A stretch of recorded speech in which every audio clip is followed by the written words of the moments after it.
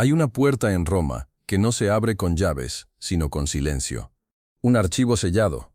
Un nombre nunca pronunciado. Un poder que, según muchos, no es terrenal. Hoy, en la Biblioteca Perdida, descorreremos los velos del Vaticano, no para encontrar santos, sino sombras. No para hablar de fe, sino de control. ¿Estás preparado para mirar donde nadie quiere mirar? Si es así, suscríbete y quédate, porque lo que estás a punto de escuchar podría cambiar tu visión del mundo para siempre. Capítulo 1. El Palacio de las Sombras. ¿Alguna vez te has preguntado qué secretos pueden ser tan peligrosos que una institución entera los entierra durante siglos, bajo tierra, tras muros que nadie sin permiso puede cruzar? En el corazón de Roma, justo bajo el esplendor de la Basílica de San Pedro, yace un lugar que casi nadie ha visto con sus propios ojos. Un espacio donde no hay vitrinas para los turistas, ni placas doradas con descripciones. Solo puertas cerradas, luz tenue y un silencio que parece advertirte de algo. Lo llaman los archivos secretos del Vaticano. Aunque hace poco intentaron suavizar el nombre a archivo apostólico, como si con cambiar la etiqueta pudiera olvidarse el contenido. Pero lo que se guarda allí no se borra con un cambio de nombre. Porque bajo ese suelo sagrado no solo hay manuscritos antiguos, hay poder y hay miedo. Yo fui uno de los pocos a quienes se les permitió entrar, no por privilegio, sino por error. Un pase sellado en el lugar equivocado, una vigilancia distraída y una curiosidad que siempre ha pesado más que el temor. Allí dentro no sentí paz, sentí frío, sentí vigilancia, sentí que alguien o algo sabía que yo no debía estar allí. Los estantes, de madera vieja y olor a incienso rancio, se alzaban como paredes vivas. Cada caja no tenía título, solo un número. Cada carpeta no tenía resumen, solo páginas amarillas que parecían respirar. No hay orden visible, no hay lógica externa. Solo los guardianes del archivo saben qué buscar. Y aún más importante, qué no buscar. Los archivos del Vaticano no son solo un almacén, son una herramienta de control, de silencio, de construcción de la historia. Piénsalo. ¿Quién decide lo que recordamos? ¿Quién decide lo que olvidamos? Muchos creen que allí están las cartas reales entre Hitler y Pío XII. Otros, que los registros de la Inquisición más oscuros fueron trasladados y sellados para siempre. Algunos incluso aseguran que ciertos textos apócrifos del cristianismo primitivo, los que hablaban de una fe distinta, más humana, fueron eliminados del relato oficial y archivados en cajas sin nombre. Pero lo más inquietante no es lo que está, es lo que falta. Páginas arrancadas, fechas tachadas, sellos que no coinciden con ningún gobierno, lenguas que nadie puede traducir. Vi un manuscrito, solo uno, de piel. Sí, piel humana, según quien lo catalogó. Un tratado teológico de una secta medieval, escrita con sangre. El custodio que me lo mostró dijo en voz baja: «Este texto no se presta, no se reproduce, no existe». Entonces me miró y cerró la caja. Lo curioso es que cuanto más te adentras en los pasillos del archivo, menos luz hay. No en sentido figurado, literal. Las lámparas parpadean. Las sombras son densas. Los pasillos parecen cambiar de forma. Y no estoy dramatizando. No necesitas creerme. Solo necesitas preguntarte, ¿por qué un estado tan pequeño, con tan pocos habitantes, necesita guardar más de 85 kilómetros de documentos? ¿Y por qué solo permite acceder a documentos que tengan más de 75 años? Y aún así, después de un largo proceso, y con supervisión constante, tal vez porque allí no se guarda el pasado. Allí se construye el futuro, a golpe de omisión, de selección, de manipulación. En un rincón apartado, encontré una caja sin número. Estaba abierta. Dentro había una sola hoja, en latín. Rota, quemada por un lado. Solo podía leerse una frase: «Et lux in tenebris lucet, et tenebrae eam non comprehenderunt». Y la luz brilla en las tinieblas, y las tinieblas no la comprendieron. ¿Una simple cita bíblica o una advertencia? Porque aquí, en el Vaticano, la luz no siempre ilumina. A veces, ciega. A veces, oculta lo que no debe verse. Capítulo 2. El silencio de los guardianes. No todos los muros del Vaticano están hechos de mármol. Algunos, Están hechos de carne. Y no me refiero a mártires ni santos, sino a aquellos hombres que lo observan todo, que lo oyen todo, pero no dicen nada. Los ves ahí, en los pasillos del Palacio Apostólico. Uniformes perfectos, rostros serios, ojos que no parpadean. Algunos llevan alabardas como en el siglo XVI. Otros, trajes negros, discretos, modernos. Y si te atreves a cruzar un umbral sin permiso, lo sabrás, no están ahí para adornar. Están ahí para callar. A lo largo de los siglos, el Vaticano ha cultivado una disciplina que raya lo inhumano. Una obediencia que no nace del miedo, sino de algo más profundo, el adoctrinamiento total. Desde jóvenes, estos hombres son elegidos, algunos por su linaje, otros por su silencio. Y ese silencio se convierte en su virtud más valiosa. Porque en este estado diminuto, donde se decide el destino espiritual de más de 1.000 millones de almas, las palabras pueden ser más peligrosas que las armas. ¿Quiénes son entonces los verdaderos guardianes? Muchos pensarán primero en la Guardia Suiza, con sus colores brillantes y lanzas largas. Pero eso es solo la superficie. El espectáculo, un disfraz histórico para distraer al visitante. Los verdaderos custodios del secreto no llevan plumas en el casco. Llevan sotanas, anillos, y a veces solo una mirada. Hay una figura especialmente temida entre ellos. Un sacerdote que no oficia misa. Un cardenal sin diócesis. Un rostro que aparece en todas las fotos, pero nunca en los titulares. Le llaman el sustituto. El secretario de la Secretaría de Estado. En otras palabras, el filtro por donde pasa todo lo que el Papa ve. Y más importante, todo lo que no debe ver. ¿Quién filtra al que filtra? Nadie lo sabe.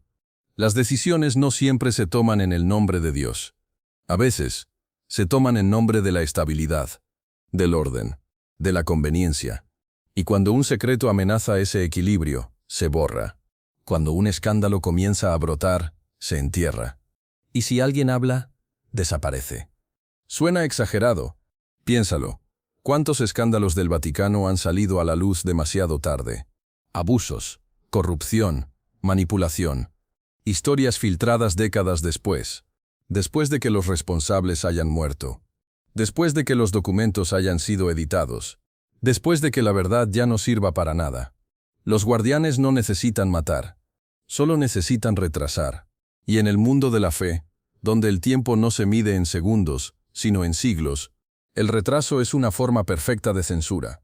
Hay un código entre ellos, no escrito, transmitido por miradas, por gestos, por generaciones.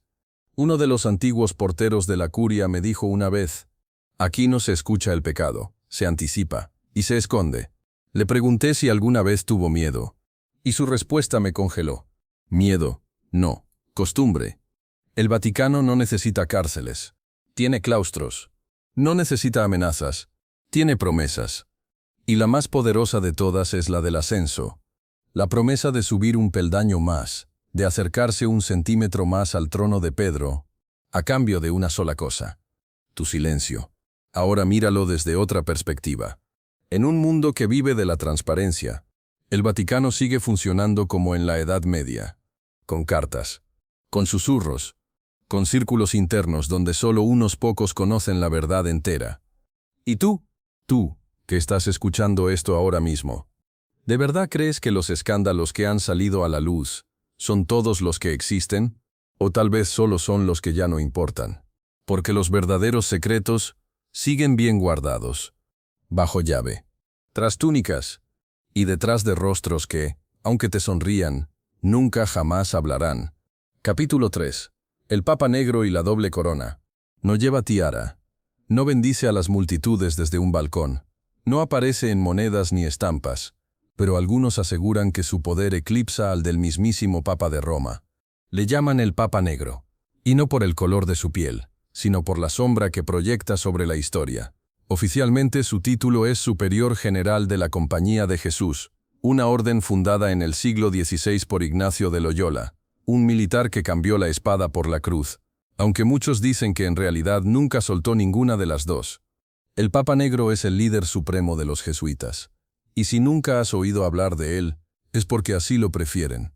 Si el Papa Blanco es la cara visible de la fe, El Papa Negro es la mente que opera desde las sombras, estratega, diplomático, y según muchos, el verdadero arquitecto de los movimientos clave de la Iglesia en los últimos 5 siglos. Su poder no viene de la popularidad, sino del conocimiento, del acceso y de la obediencia total de miles de hombres, sacerdotes, rectores, políticos, moldeados por la orden desde la juventud. ¿Quién educó a algunos de los líderes más influyentes del mundo? Jesuitas. ¿Quién creó universidades en más de 100 países? Jesuitas. ¿Quién se infiltra en todas las culturas sin perder su esencia? Su secreto está en la estructura. Mientras otras órdenes se fragmentan, los jesuitas obedecen a un solo líder, elegido de por vida, con poder casi absoluto. No es obispo ni cardenal, y sin embargo manda sobre todos. Un documento interno del siglo XVII lo decía sin rodeos. Cada jesuita deberá obedecer al superior general como un cadáver se entrega a la voluntad de quien lo carga. No es metáfora, es doctrina. Bajo esa premisa, el Papa Negro ha movido piezas en guerras, concilios, elecciones, incluso en renuncias papales. ¿Crees que la renuncia de Benedicto fue solo cansancio? Algunos aseguran que la orden tenía otros planes que requerían una figura más útil, más política, más alineada con su visión. Y así llegó Francisco, el primer papa jesuita. ¿Casualidad? Tal vez, o tal vez no. Por primera vez Papa Blanco y Papa Negro compartieron ideología, y eso transformó al Vaticano en algo más que un centro espiritual. Lo convirtió en una máquina de influencia global perfectamente alineada. El actual Papa Negro reside en Roma, pero no vive en el Vaticano.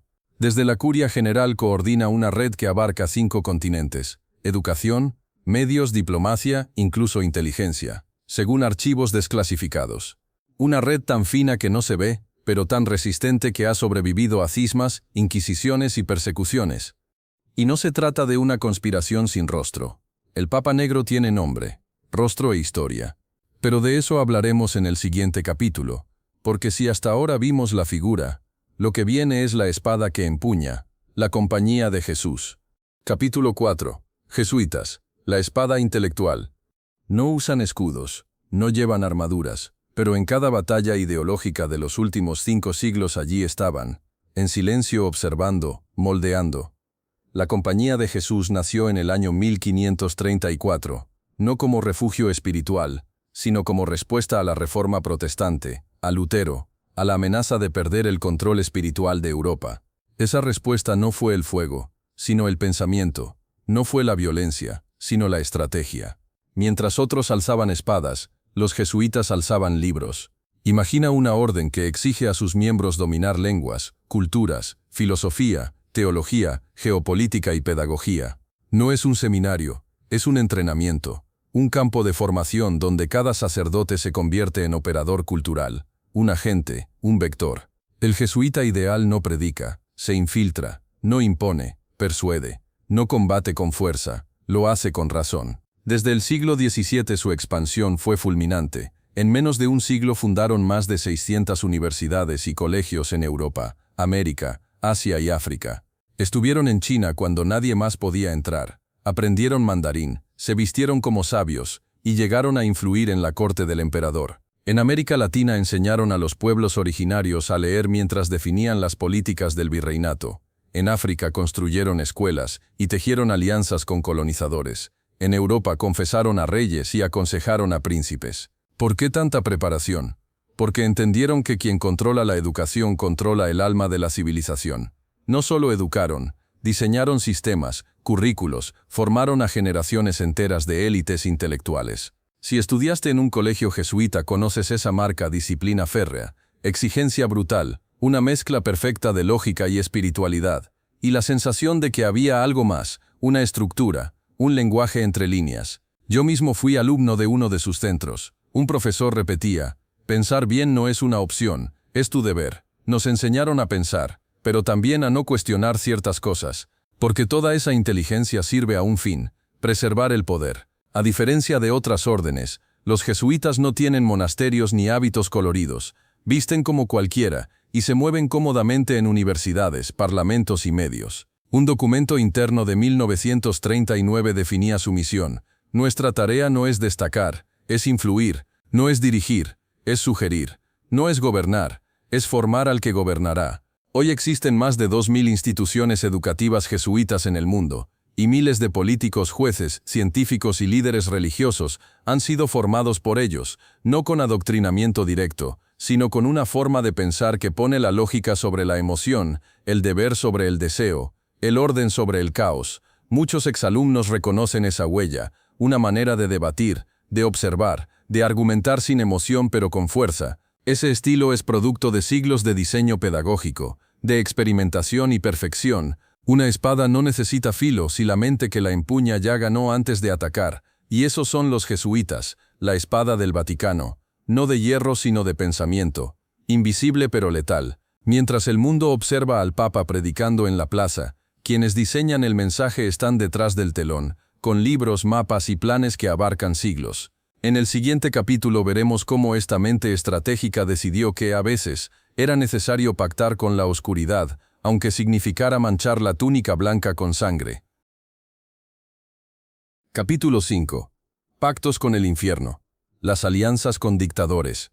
Hay momentos en la historia en los que la fe, que se proclama pura, decide abrazar al poder, aunque ese poder esté manchado de sangre.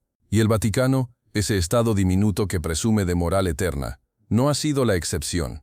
De hecho, en más de una ocasión, ha sido el estratega silencioso detrás de pactos que hielan la sangre.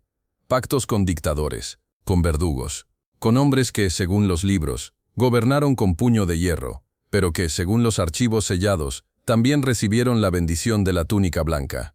En el año 1929, el Vaticano firmó uno de los acuerdos más inquietantes de su historia, los Pactos de Letrán, una alianza directa con Benito Mussolini. Sí, el fundador del fascismo, aquel que marchó sobre Roma con camisas negras y la promesa de restaurar el imperio. ¿Y qué hizo la Iglesia? Lo reconoció, lo legitimó, y a cambio obtuvo lo que llevaba siglos esperando, el reconocimiento de su independencia como Estado soberano. El Vaticano, tal y como lo conocemos hoy, nació de un pacto con un dictador. Pero eso no fue un caso aislado. Fue un modelo.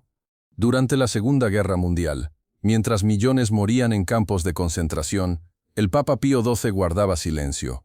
Algunos dicen que fue por miedo, otros que era una estrategia de diplomacia silenciosa. Pero los documentos internos que han salido a la luz en los últimos años insinúan algo más perturbador: conocimiento previo. Registros, informes de nuncios apostólicos, testimonios de refugiados. Todo apunta a que el Vaticano sabía y no actuó. O peor aún, eligió no actuar. Y no solo fue con los nazis. En la España de Franco, tras una guerra civil brutal, la Iglesia no solo apoyó al régimen, sino que fue su columna espiritual. Bendecía sus armas, justificaba sus ejecuciones, y tachaba de cruzada lo que fue una represión sangrienta. A cambio, el franquismo le devolvió poder, en la educación, en la moral pública, en la política. Fue un matrimonio sin amor, pero con muchos beneficios. En América Latina, la historia se repite con otro acento. Dictadores como Videla en Argentina o Pinochet en Chile contaron con el silencio, y en algunos casos el aval, de sectores eclesiásticos. Muchos sacerdotes se jugaron la vida para denunciar los crímenes, sí, pero la jerarquía calló, negó, bendijo. Y aún más inquietante es el papel del Vaticano en las llamadas líneas de ratas, rutas clandestinas por las que decenas de criminales de guerra nazis escaparon a Sudamérica tras el conflicto. ¿Quién las facilitó? Algunos miembros del clero. ¿Quién las encubrió? Archivos que aún hoy siguen clasificados. ¿Y por qué? ¿Qué ganaba la Iglesia con estos pactos? Sobrevivir, preservar influencia, controlar la narrativa moral en tiempos de caos, porque cuando el mundo se tambalea, el que se mantiene en pie, dicta la versión final de los hechos, y el Vaticano lo ha hecho con maestría. Pero hay algo más profundo, algo que va más allá de la geopolítica o la supervivencia. Una idea antigua, peligrosa y perfectamente eclesiástica, que el fin justifica los medios, que es mejor estar cerca del poder, aunque sea corrupto, que arriesgarse a perder toda autoridad, que pactar con el infierno es aceptable, si se hace en nombre del cielo.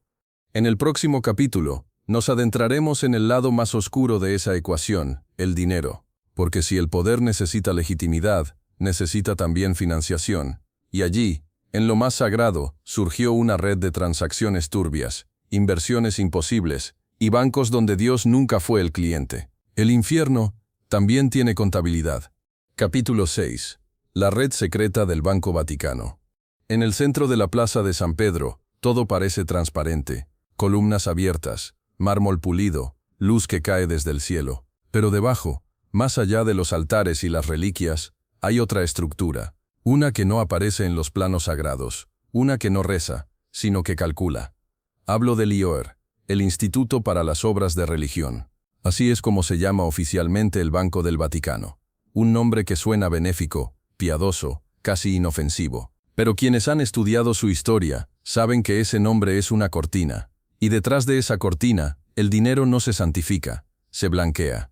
Nacido a principios del siglo XX con la misión de administrar fondos destinados a obras religiosas y caritativas, el IOR se transformó en algo más, en un canal, en un refugio, en una máquina. Un instrumento financiero que, con el paso de las décadas, comenzó a atraer no solo las ofrendas del fiel, sino las inversiones del poderoso. Desde políticos italianos hasta empresarios latinoamericanos, desde monarquías hasta mafias.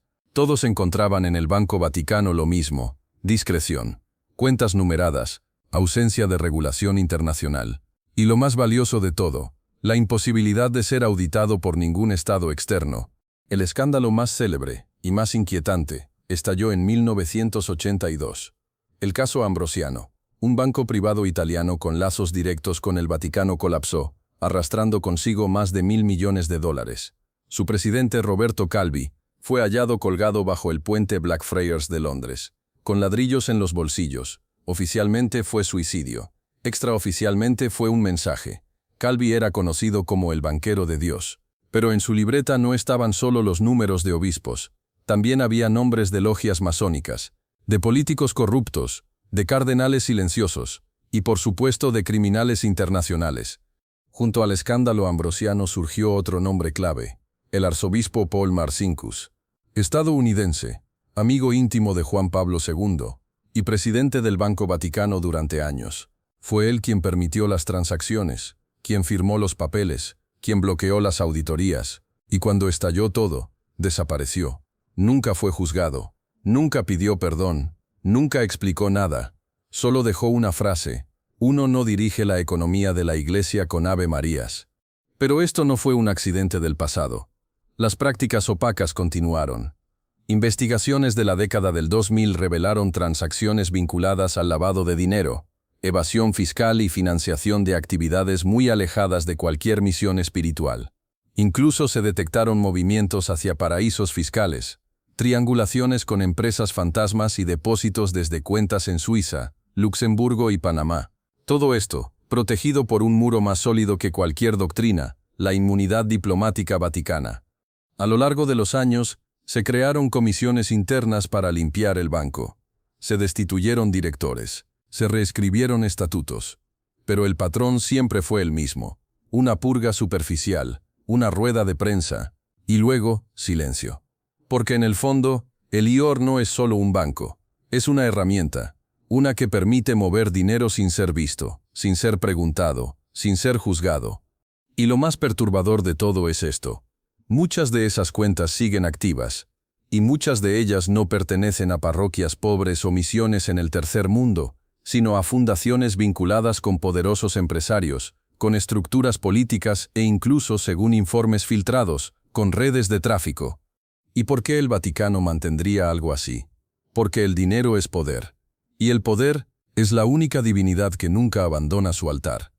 En el próximo capítulo abriremos las cajas que no contienen oro ni bonos, sino ideas prohibidas. Porque no todo lo que el Vaticano oculta es dinero. Algunas veces, lo que más teme es el pensamiento. Y cuando ese pensamiento desafía su dogma, su reacción es siempre la misma: censurar, eliminar, ocultar. Nos adentraremos entonces en los manuscritos prohibidos, donde la palabra es fuego, y leer, un acto de rebelión. Capítulo 7. Los manuscritos prohibidos. Antes de que existieran las redes sociales, antes de que la imprenta diera voz a los pueblos, hubo un tiempo en que una sola institución decidía qué podía pensarse y qué debía olvidarse. Ese poder no se ejercía con espadas, sino con tinta. Y el Vaticano, más que ningún otro actor histórico, supo algo esencial: Quien controla las palabras, controla el alma. Entre los miles de documentos encerrados en sus bóvedas, no todos son cartas de santos, ni actas de concilios. Hay textos que fueron silenciados deliberadamente, evangelios que no forman parte del canon, escritos que hablan de un Jesús distinto, de una iglesia distinta, de un mensaje que incomodaba, no porque fuera falso, sino porque era peligroso. Uno de los ejemplos más perturbadores es el Evangelio de Tomás, hallado en Nag Hammadi, Egipto, en 1945. Un conjunto de frases atribuidas a Jesús, sin milagros, sin resurrección, sin cruz, solo enseñanzas crudas, directas, casi esotéricas. Allí, Cristo no se presenta como Salvador externo, sino como espejo del alma humana, como si el reino de Dios no estuviera en los cielos, sino dentro de ti. ¿Qué implicaría eso para una iglesia construida sobre la autoridad y el intermediario, que pierde su trono, que pierde su poder? Por eso ese texto fue etiquetado como herético, prohibido, sepultado. Y no fue el único. Existen evangelios atribuidos a María Magdalena, que la muestran no como una pecadora redimida, sino como discípula principal, como compañera, como igual, incluso como madre. Evangelios que contradicen directamente el relato patriarcal impuesto durante siglos, y que por tanto no podían sobrevivir. En los archivos secretos del Vaticano se han hallado también fragmentos de rituales antiguos, muy anteriores al cristianismo, textos griegos, egipcios, persas, que describen prácticas de iniciación espiritual que se parecen demasiado a ciertos símbolos litúrgicos católicos actuales. ¿Coincidencia? ¿Evolución sincrética? ¿O apropiación encubierta? La respuesta está allí, en esas páginas que solo unos pocos pueden leer. En 1870, durante la invasión de Roma, varios soldados italianos entraron en el Vaticano. Algunos, según testigos, accedieron brevemente a salas donde se conservaban documentos nunca vistos. Uno de ellos escribió años después en su diario: «Vi pergaminos en idiomas que no pude reconocer. Uno tenía dibujos, no de santos, de criaturas. Nunca más se supo de ese manuscrito, ni de su autor. También están las actas de concilios ocultos, asambleas internas donde se discutieron temas como la infalibilidad papal, el celibato obligatorio o la exclusión de mujeres del sacerdocio. Textos donde algunos cardenales dejaron constancia de su desacuerdo, de su duda, de su miedo. Pero esas voces fueron borradas del relato oficial, literalmente, con tinta negra, con fuego. Porque el Vaticano no solo preserva la historia, la edita, la corrige, la amolda, y cuando algo no encaja en el relato, simplemente desaparece. Uno de los custodios de la Biblioteca Apostólica, ya retirado, confesó en una entrevista anónima: «Hay textos que no se tocan, no por su fragilidad, sino por su contenido, porque leerlos no destruye el papel, destruye certezas». Le preguntaron si él los había leído. Respondió: «Algunos, y desde entonces ya no rezo igual». Y entonces surge la pregunta inevitable: ¿por qué una institución que predica la verdad necesita esconderla? Tal vez porque no se trata de proteger la fe, sino de proteger el poder que emana de controlarla. En el siguiente capítulo veremos cómo esa misma lógica llevó al Vaticano a castigar no solo ideas, sino personas. Y cómo el juicio a un hombre cambió para siempre la relación entre la ciencia y la religión. Te contaré la historia de Galileo, no como mártir de la razón, sino como símbolo de un mensaje más escalofriante: el conocimiento, cuando no conviene, se convierte en crimen. Capítulo 8. Galileo y el juicio eterno.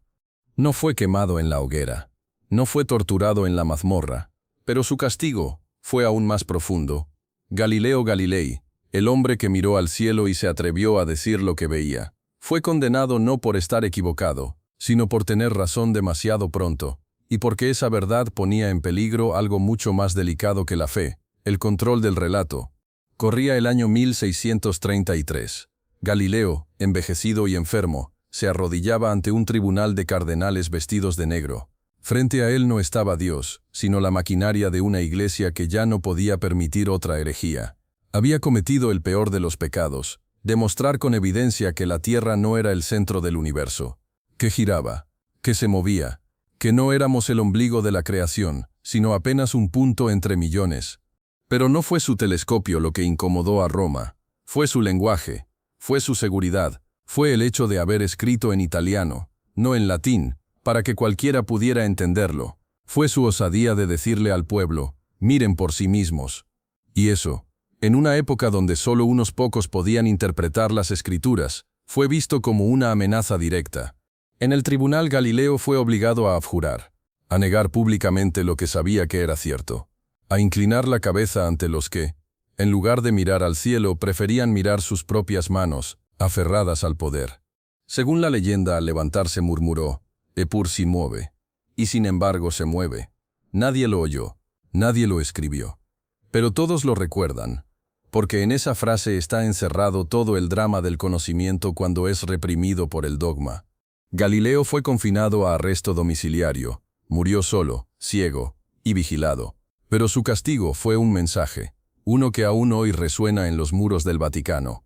Si sabes algo que contradice nuestra verdad, cállalo, o pagarás el precio.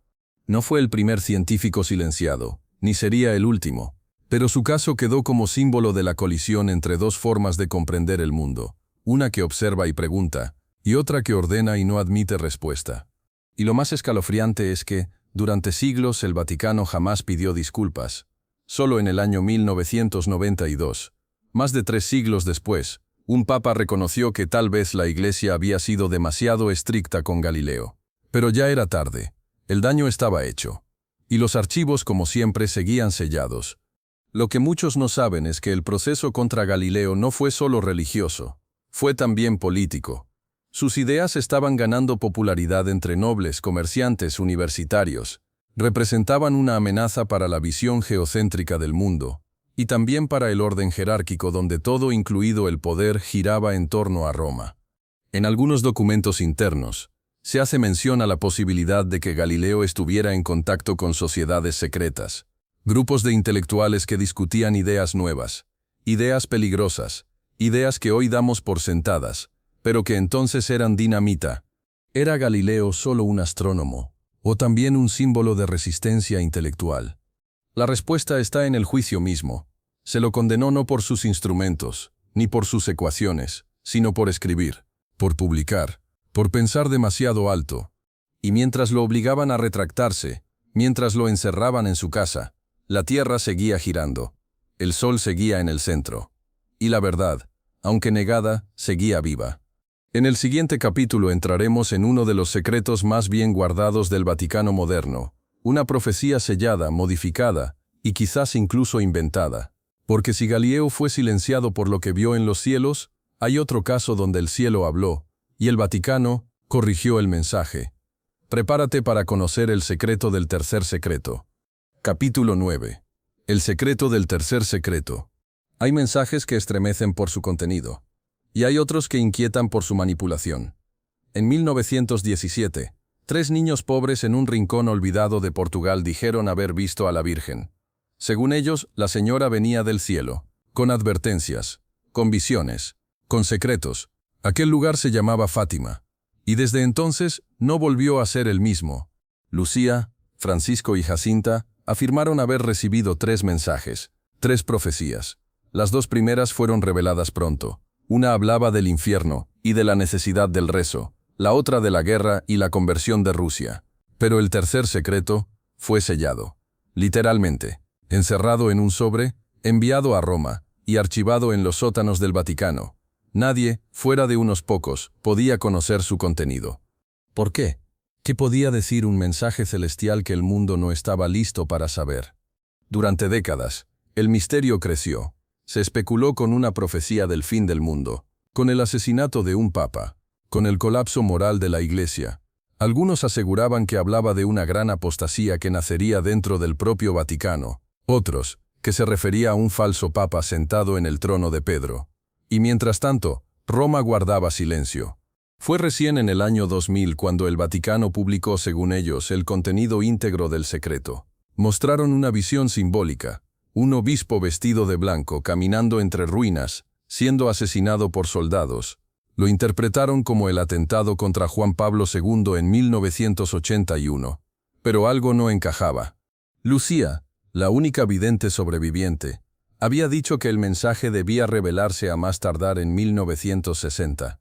¿Por qué? Sería más claro entonces. ¿Por qué esa urgencia? Si se trataba de una imagen ya cumplida, ¿por qué tantas décadas de ocultamiento? Y lo más perturbador, ¿por qué algunos investigadores que accedieron al documento afirman que faltaban páginas? El cardenal Bertone, uno de los guardianes del archivo, aseguró que todo había sido revelado, pero otros, incluso dentro de la curia, no estuvieron tan seguros. El arzobispo Capovilla, secretario personal del Papa Juan XXIII, afirmó en una entrevista que existían dos versiones del tercer secreto, una mística, la otra textual y directa, y que solo una había sido publicada, y la otra, desaparecida, o aún sellada. En cartas privadas, Lucía escribió frases inquietantes. Dijo que el diablo había logrado infiltrarse hasta lo más alto de la iglesia, que los fieles serían confundidos, que muchas almas se perderían por culpa de sacerdotes corruptos. ¿Era eso parte del secreto omitido?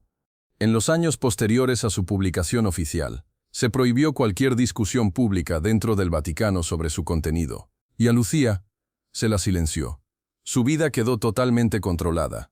No concedía entrevistas, no respondía cartas, y sus manuscritos pasaban por censura eclesiástica antes de cualquier publicación.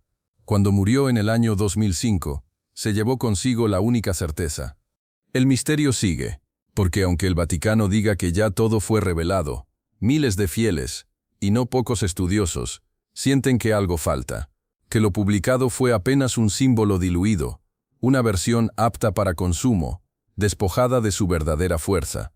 Y si el tercer secreto era, en realidad, una acusación, un juicio desde el cielo contra la propia cúpula de la Iglesia, y si por eso fue editado, y si por eso fue transformado en metáfora. En el próximo capítulo, abriremos otra puerta aún más antigua y más profunda, la Biblioteca del Olvido, porque más allá del archivo secreto, existe otro espacio donde no se esconden pecados, sino la memoria entera del mundo. Capítulo 10. La Biblioteca del Olvido.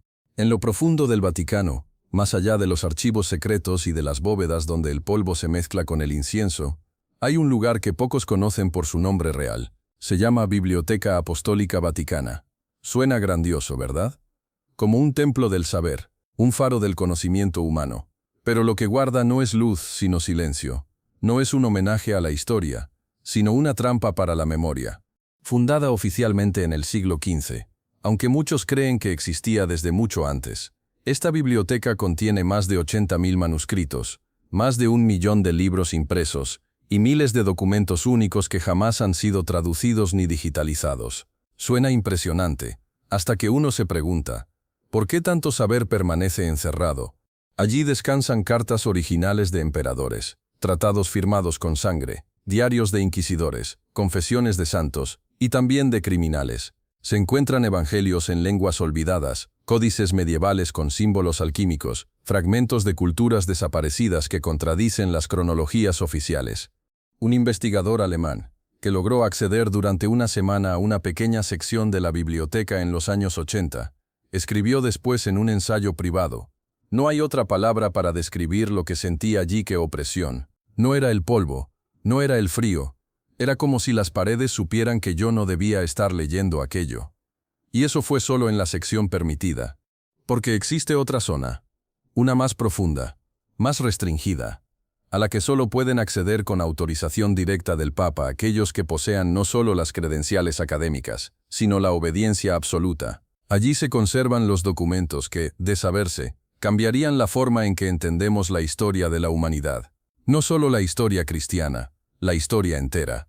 Se dice que allí hay mapas antiguos que muestran continentes desaparecidos, que existen crónicas de viajeros que describen tecnologías imposibles para su época, incluso códices traídos del Nuevo Mundo que hablan de contactos previos a Colón, contactos que, de aceptarse oficialmente, desmontarían siglos de narrativa imperial. Pero el acceso está limitado. Cada lector debe solicitar el documento exacto que desea consultar. No se puede explorar. No se puede vagar por los pasillos. Y lo más importante, nadie, absolutamente nadie, puede sacar una copia sin aprobación. Y entonces surge la pregunta: ¿qué se protege realmente? ¿El documento o el sistema que se tambalearía si se conociera su contenido? En la Biblioteca Apostólica también hay una sección reservada solo para el estudio del demonio. Sí, literalmente. Escritos sobre posesiones, exorcismos, rituales de purificación, documentos en latín, griego, hebreo y lenguas muertas. Algunos sacerdotes que trabajaron con ellos aseguran que ciertos textos no deben ser pronunciados en voz alta, que hay frases que, incluso hoy, abren cosas que no deberían abrirse. Y no son supersticiones. Son advertencias de quienes han dedicado su vida a leer lo que los demás no se atreven a imaginar. Algunos investigadores hablan incluso de documentos falsificados dentro del archivo, textos deliberadamente modificados para sostener una versión de los hechos, versiones que luego se convierten en doctrina, en catecismo, en verdad revelada. ¿Quién decide qué permanece en la memoria colectiva y qué se borra? ¿Quién tiene el poder de esconder un documento durante siglos y luego sacarlo a la luz como si siempre hubiera estado ahí? La Biblioteca del Vaticano no solo contiene conocimiento, contiene el borrador de la realidad. Y cada vez que un documento se revela o se oculta, se reescribe un capítulo entero de la historia humana. En el siguiente capítulo vamos a mirar no hacia adentro, sino hacia afuera. Porque así como dentro del Vaticano se oculta información, también hay quienes aseguran que ciertas fuerzas externas han logrado penetrar su corazón. Sociedades secretas, juramentos oscuros, alianzas silenciosas. Prepárate para conocer el lado más inquietante de esta historia. Mesones con sotana. Capítulo 11. Mesones con sotana. Hay símbolos que no necesitan palabras. Un compás, una escuadra, una pirámide con un ojo. Están en billetes, en edificios, en monumentos. Pero ¿qué pasaría si también estuvieran en las sotanas? ¿Qué ocurriría si las mismas manos que alzan el cáliz juraran también sobre otros altares? Durante siglos, la Iglesia Católica ha condenado oficialmente a la masonería. Encíclicas, excomuniones, prohibiciones explícitas. Desde Clemente XII en 1738 hasta Juan Pablo II, la postura fue clara: un católico no puede ser masón. Punto. Y sin embargo, los archivos internos cuentan otra historia. Una historia de infiltración mutua, de intereses comunes, de puertas que se abrían cuando nadie miraba. Porque aunque públicamente se declaraban enemigos, en privado compartían algo mucho más fuerte que la fe o la razón, el gusto por el poder. En 1981, estalló uno de los escándalos más impactantes de la historia moderna del Vaticano, el caso Propaganda Due, también conocida como Pedo, una logia masónica italiana clandestina que contaba entre sus miembros con banqueros, empresarios, militares y clérigos. Muchos clérigos. El nombre que más resonó fue el del arzobispo Paul Marcinkus, ya mencionado por su papel en el Banco Vaticano. Pero no fue el único. Decenas de nombres salieron a la luz, algunos aún vivos, otros trasladados de parroquia, todos protegidos. Se descubrió que la logia tenía como objetivo crear una red de control sobre los principales estamentos de Italia. ¿Y por qué incluir al Vaticano? Porque allí es donde se custodia la narrativa moral. Allí es donde se construye el relato del bien y del mal. Tener un pie dentro de ese templo es tener una mano sobre la conciencia colectiva. Pero eso es solo la punta del iceberg. Hay investigadores que aseguran que ciertos rituales eclesiásticos, especialmente en niveles altos de jerarquía, presentan similitudes con prácticas masónicas, el uso de símbolos geométricos, las estructuras jerárquicas secretas, los juramentos de silencio. Incluso la distribución espacial de algunas salas del Vaticano recuerda al trazado de logias tradicionales. ¿Es coincidencia? ¿Es sincretismo involuntario? ¿O es señal de un pacto más antiguo, más oscuro? En un documento filtrado en 1999, clasificado como circulación restringida, se enumeraban 20 altos prelados sospechosos de pertenecer a sociedades discretas. No se los acusaba directamente, solo se les aplicaba una suspensión diplomática. En otras palabras, silencio administrativo. Y es que el problema no es solo que algunos clérigos sean masones.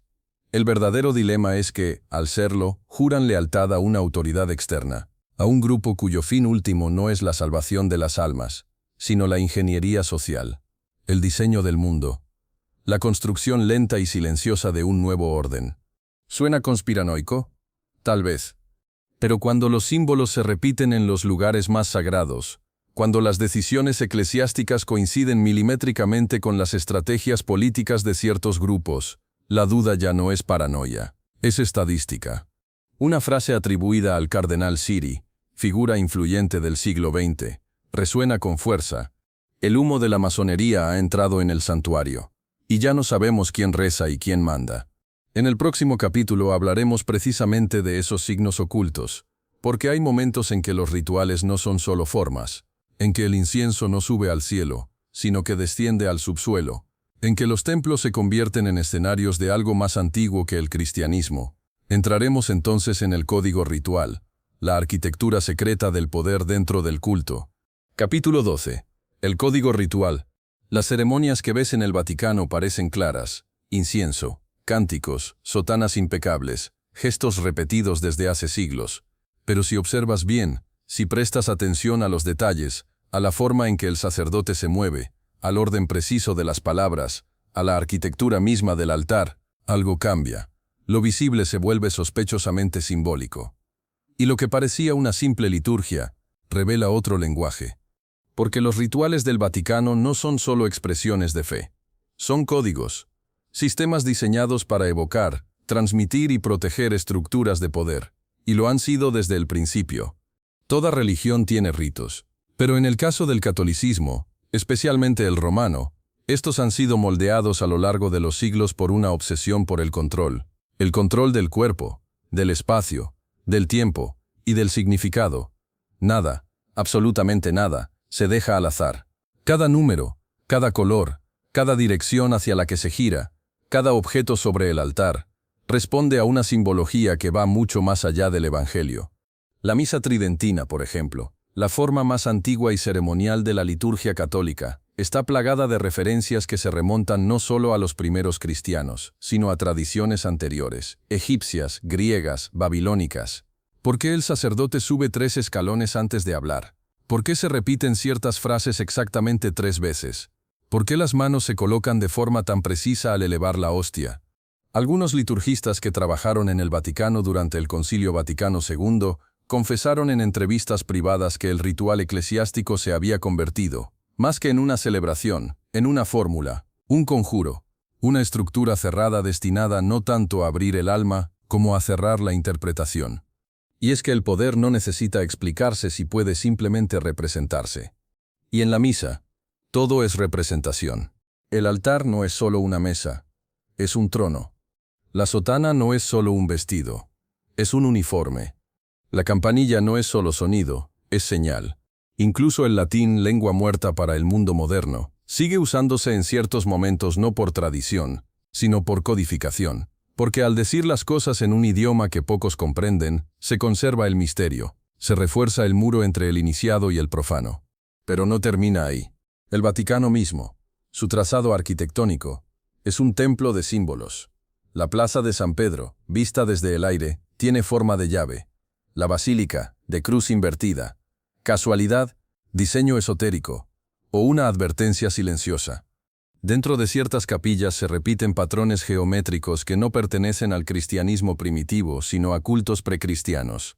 Círculos perfectos, estrellas de 6 y 8 puntas, laberintos que recuerdan a mandalas, columnas numeradas según códigos cabalísticos.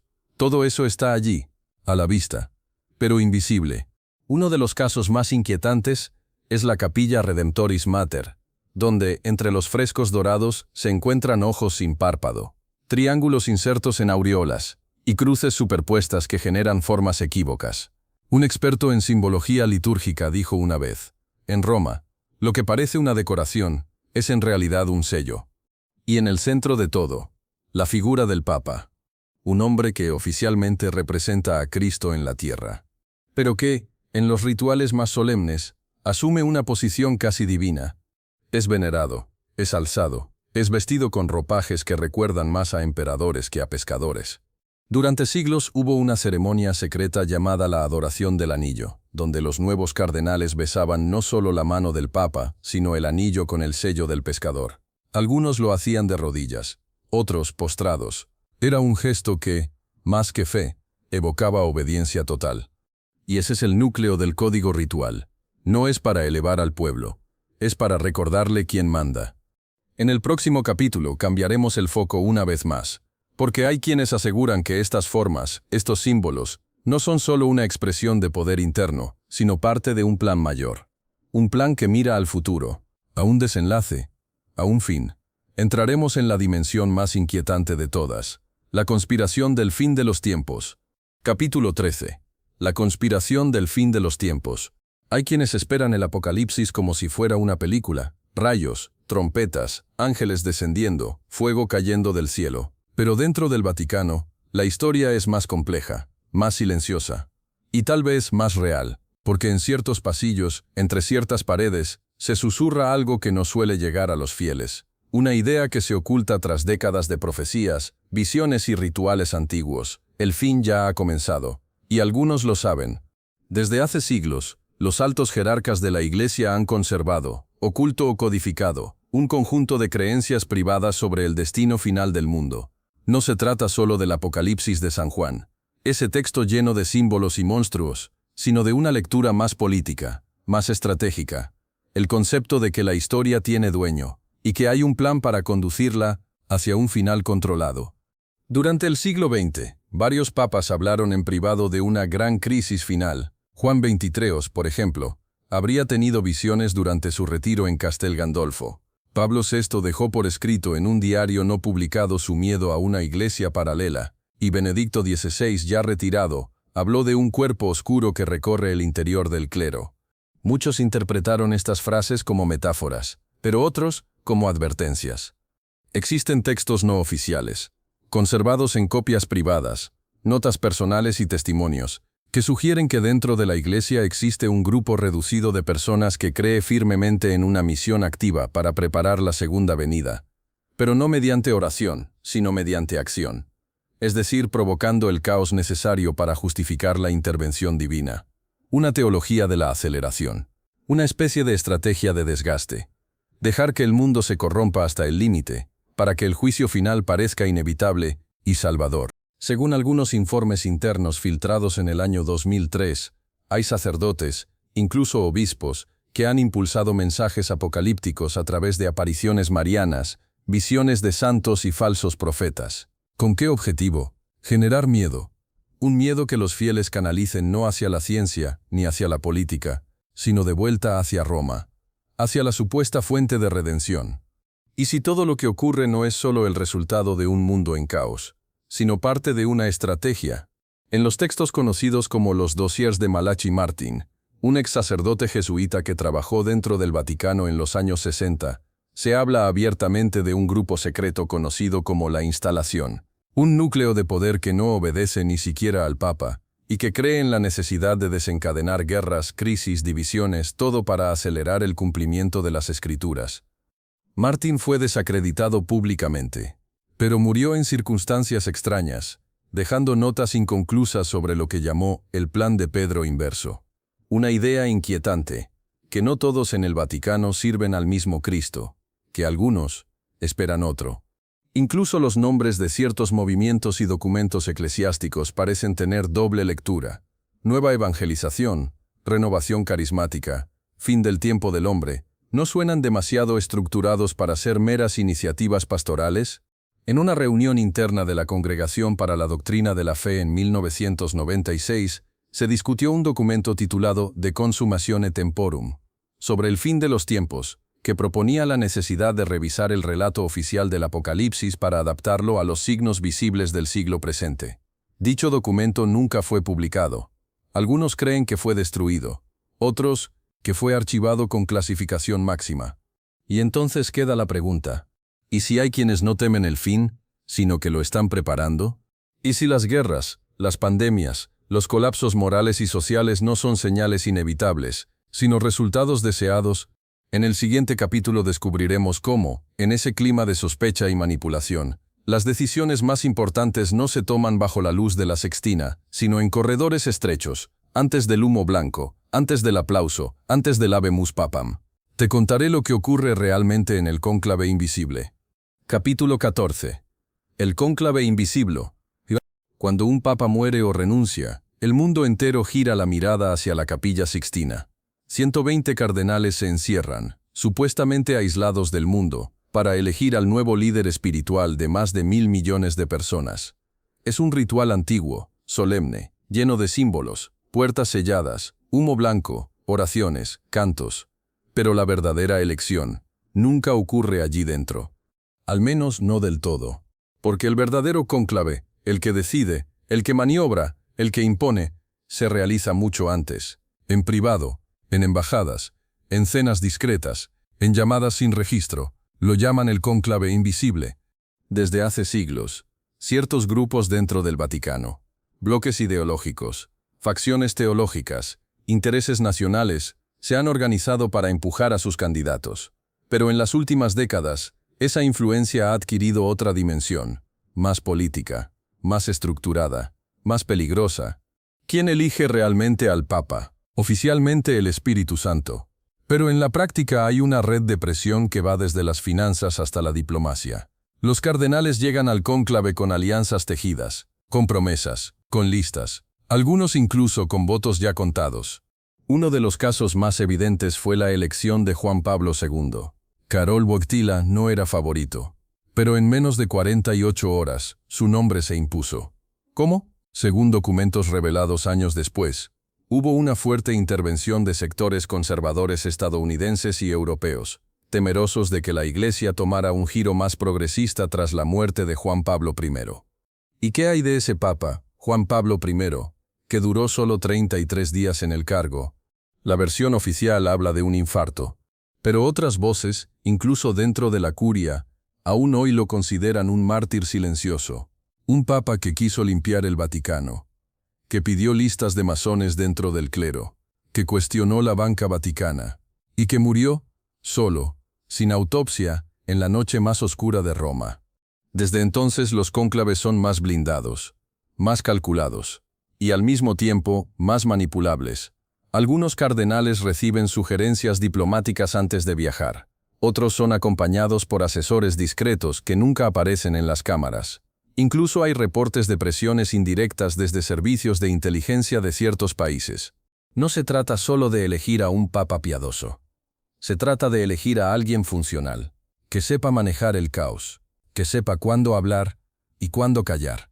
Hay grupos dentro del Vaticano, como el llamado Grupo de San Galo, que durante años se reunieron de forma informal para planear candidaturas, evitar otras y moldear el futuro de la Iglesia según su visión. Aunque oficialmente fueron disueltos, su legado sigue vivo: colocar a quien conviene, bloquear al que molesta. Y si te preguntas cómo lo hacen, la respuesta es simple: a través del miedo. Miedo a perder poder, miedo a quedar aislado, miedo a que ciertos secretos salgan a la luz. En los cónclaves, hay miradas que pesan más que los votos. Hay silencios que ordenan más que las palabras.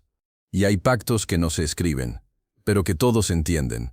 Una vez elegido, el nuevo Papa es llevado a una pequeña habitación contigua, la Sala de las Lágrimas.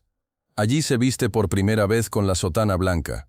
Allí llora, dicen, por la magnitud de su misión, pero tal vez también porque ya sabe que no gobernará solo. En el próximo capítulo llegamos al umbral final. La pregunta que ha flotado sobre todos estos capítulos, la sospecha que no se grita, pero se siente. ¿Y si todo esto no fuera solo una sucesión de errores y secretos, sino la expresión de algo más profundo? Algo que no se proclama desde los púlpitos, sino que se susurra en los mármoles. Prepárate para entrar en el culto que nunca viste. Capítulo 15. El culto que nunca viste. Durante siglos la humanidad ha buscado en el Vaticano una luz, un faro moral, una guía espiritual. Pero, ¿y si esa luz tan cuidadosamente proyectada no fuera más que una pantalla? ¿Y si detrás de los vitrales, de los himnos, de las túnicas blancas, se escondiera otro culto? Uno silencioso, uno real, uno que no se predica, sino que se ejecuta. Este no es el culto a Dios, no es el culto a Cristo, ni siquiera es el culto al Papa. Es algo más antiguo, más abstracto, más efectivo: el culto al poder. El Vaticano, en su estructura más íntima, ha demostrado una capacidad única para sobrevivir. Ha atravesado imperios, guerras mundiales, revoluciones, escándalos. ¿Cómo? Adaptándose, cambiando de piel sin perder el control, sacrificando piezas, reescribiendo dogmas, conservando lo único que realmente importa en este culto: el trono. Porque lo que el Vaticano defiende, a cualquier precio, no es solo la doctrina, ni la moral, ni la verdad. Es la arquitectura del poder. Una arquitectura que funciona como una liturgia permanente, donde cada cardenal no es solo un pastor, sino un operador, donde cada ceremonia, cada elección, cada silencio está calculado. Todo está dispuesto para sostener la ficción de santidad mientras, en las catacumbas del sistema, se perpetúa la verdadera divinidad de este culto, la continuidad. No importa si hay pecados, no importa si hay crímenes, lo único que importa es que la estructura no caiga, porque si cae, el mito se rompe, y si el mito se rompe, la fe se convierte en polvo. Muchos han intentado cambiarlo desde dentro. Han hablado, han escrito, han denunciado, y casi todos han sido desplazados, desacreditados o simplemente olvidados. Porque este culto no necesita fuego ni sangre. Le basta con el tiempo, con la paciencia, con el olvido. Y mientras el pueblo reza, mientras las misas continúan, mientras las cámaras enfocan al Papa en sus balcones, el verdadero culto se mantiene intacto, sin nombre, sin altar, pero más vivo que nunca. ¿Y tú? ¿Has llegado hasta aquí buscando respuestas? ¿Creías que el secreto era solo un archivo oculto, un documento perdido, un evangelio silenciado? Quizás ahora entiendas que el secreto más grande nunca fue un secreto. Estuvo frente a ti todo el tiempo, en cada símbolo, en cada gesto, en cada palabra no dicha. Este es el culto que nunca viste, el que opera mientras todos miran hacia el cielo. Y si algo en todo esto te hizo pensar, si algo resonó dentro de ti como una duda, una sospecha, una chispa que no quieres apagar, entonces, haz lo que ellos no quieren que hagas. Suscríbete a la Biblioteca Perdida. Aquí no te daremos certezas, pero sí te mostraremos lo que se esconde detrás de ellas. Porque el conocimiento es la herejía más temida por los que no quieren que el mundo despierte. Nos vemos en la próxima revelación.